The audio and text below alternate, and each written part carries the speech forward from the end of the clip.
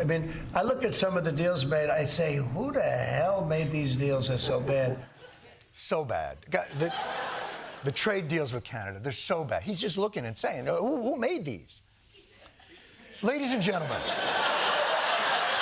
don't get ahead of me. Ladies and gentlemen, for your dining and dancing pleasure, come with me into the Wayback Machine to 2018. I give you the culprit of the terrible deal with Canada.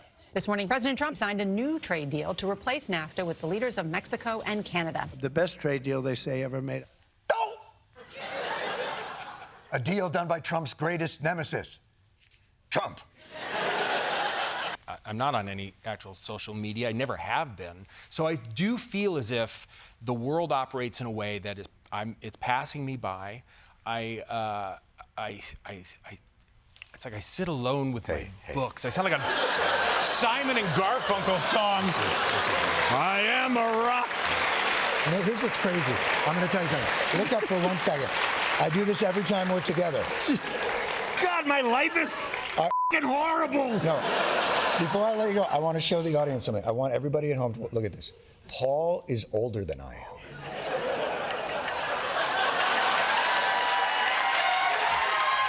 Now, after they arrived, the Saudis served some coffee, but while everyone else drank theirs, Donald Trump just held his in his hand the whole time.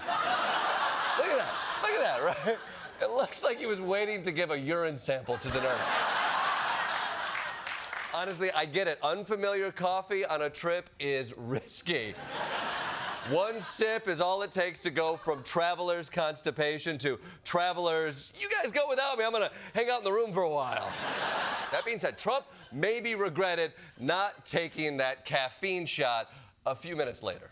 Mohammed bin Salman is saying we need a resolution on a Palestinian state. And I don't necessarily recall several years ago, pre-October 7th, as that being a demand that he had necessarily stated publicly. Do you think his position has changed, or do you think the way he has expressed himself, has that changed? We had a grossly unfit president. And by the way, I've known this guy for a long time. He was never the sharpest bulb.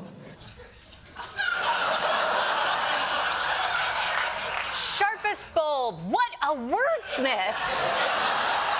See, most people would have gone with brightest bulb or sharpest tool, but Donald Trump took half of both and smushed them together. That is what makes him the cream of the litter.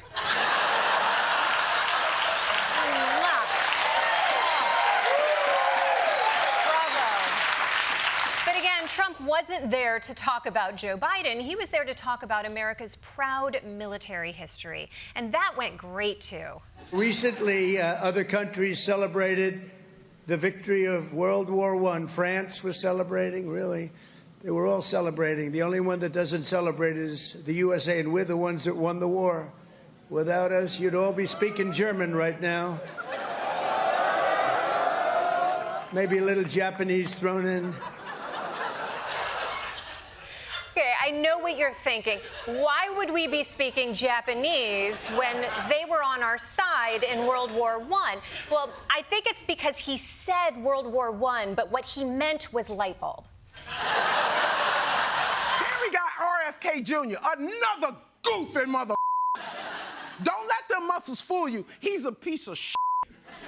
No, literally a piece of shit. This man swims in sewage like a Ninja Turtle, and they're gonna try to teach us about health? Seed oil is one of the components of processed foods, and all the science indicates that ultra-processed foods are what are the principal culprit. Why the you sound like that? What's wrong with your voice? You don't sound healthy. You talk like you on a bad phone line. Hang up! I don't understand what you're saying. And I can't believe this man is from the Kennedys. I thought the Kennedys had swag. Why we got the T-Moose Kennedy? It must be nice to have the luxury of giving up booze while the rest of us are trapped in reality.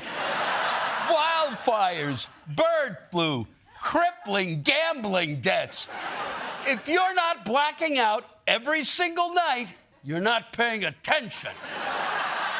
And by the way, why are we giving up alcohol in January? It's colder than Jack Frost's All your fat friends are posting gym selfies, and it gets dark faster than Justin Trudeau's face on Halloween.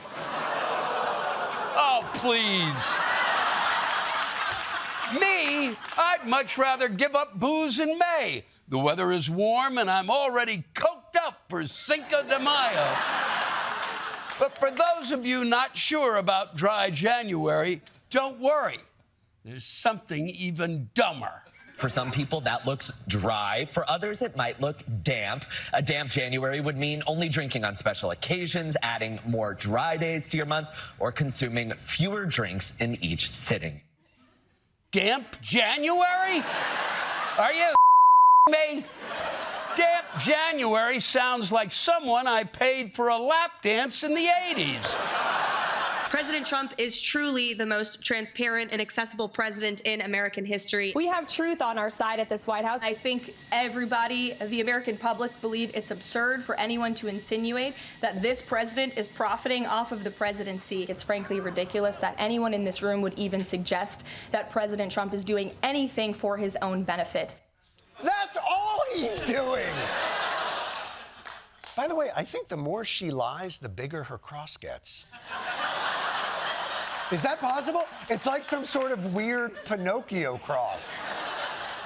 The president can't be bought.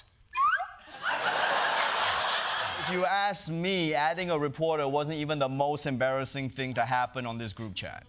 According to Gilbert, the administration officials reacting after the strikes, excellent, a good start. Waltz even sending several emojis.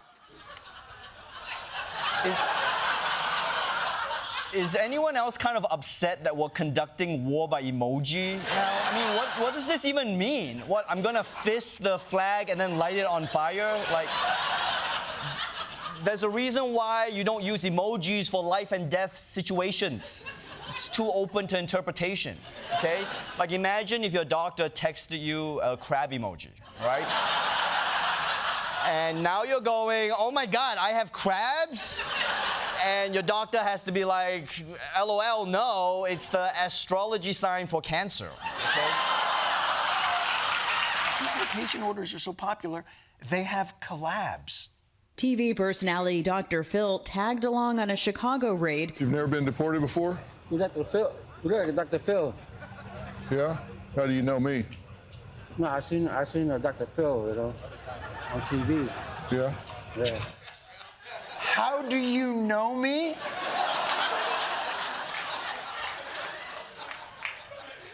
You've been in one thing. I guess Dr. Phil finally cashed someone outside.